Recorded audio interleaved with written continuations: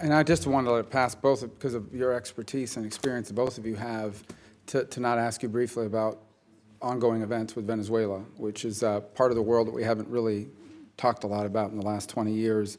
And at first, I think one of the things we perhaps need to spend more time on is explaining why we should care. And I think one of the issues is what we had discussed in my first round of questions, these autocracy versus democracy debate.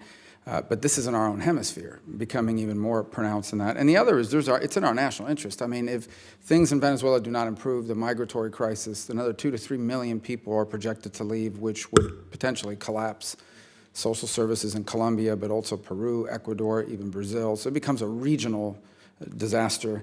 The drug flights sponsored by their government, these planes are literally flying out of their airspace, protected by their armed services. They turn right into Central America. They land in Guatemala or Honduras. They're trafficked into the U.S. It's a fuel for the gangs that are terrorizing people and causing migration from that part of the world, not to mention the drugs headed to us. They harbor terrorist groups openly. The ELN, as an example, just killed 20 police cadets about a month ago in Colombia, openly harbored in Venezuelan territory. And something that hasn't been covered, the environmental destruction that is occurring in the gold mining, just absolute catastrophic degradation of once pristine areas.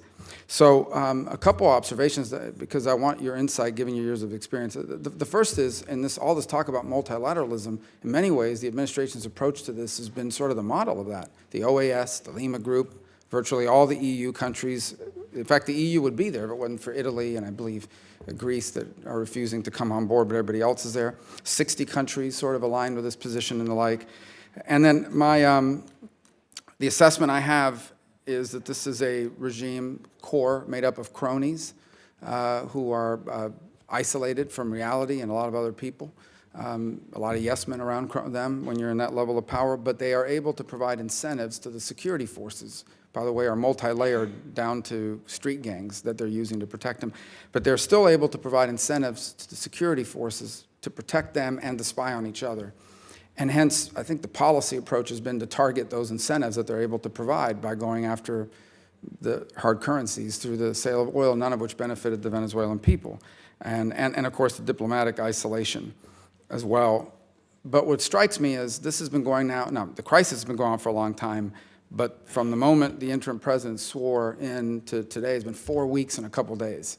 So it hasn't been 4 years or 4 months, 4 weeks. And everybody wants to know, why isn't it over yet? First of all, your observation of the general situation, and second, the value of some level of strategic patience. These sanctions and this pressure, both the international isolation and the economic, take time to build in before you begin to see the security forces and elites that are supporting them crack. It didn't happen from one day to the next, and sometimes they're unpredictable. They happen very quickly, and embedded in that, too, is the notion that we do want to see some of the institutions there, as flawed as they may be, survive, because if the police officers don't show up the next day, there's no security, and then it gets really bad. So just your general observations on both how long it takes to do this, the strategic patience part of it, and anything else with regards to it. Sure. Well, 3 quick comments, Senator. First, I absolutely agree with you on what's at stake. You know, through administrations of both parties, we've tended not to pay as consistent a strategic attention to our own hemisphere as we should have.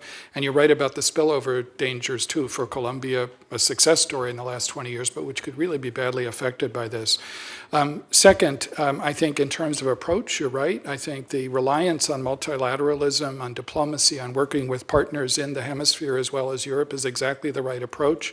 Strategic patience is I think, the right frame for thinking about this. It takes time for that kind of pressure to take effect. I think there's, as you know better than I do, there's all sorts of challenges which would arise in terms of military intervention, given the history of our involvement in the hemisphere and the baggage that comes with that.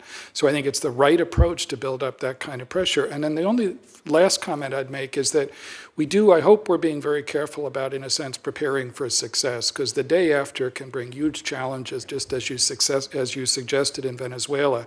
If you end up in a situation where all the institutions are broken and you've got lots of people who have an incentive to breed further insecurity, it's a huge challenge as well. So a lot of attention needs to be put into that.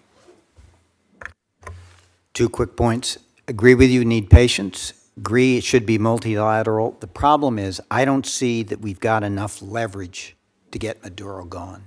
And I think where the committee can focus and where I hope Elliot Abrams is focusing is what is a strategy that gets us more leverage that will actually crack this regime. Secondly, on Bill's point, one of the things John Allen said, you know, when you plan a major intervention that is going to perhaps crater or change a regime, you need to start with phase 4 and work backwards. What do you want the situation to be after you've succeeded?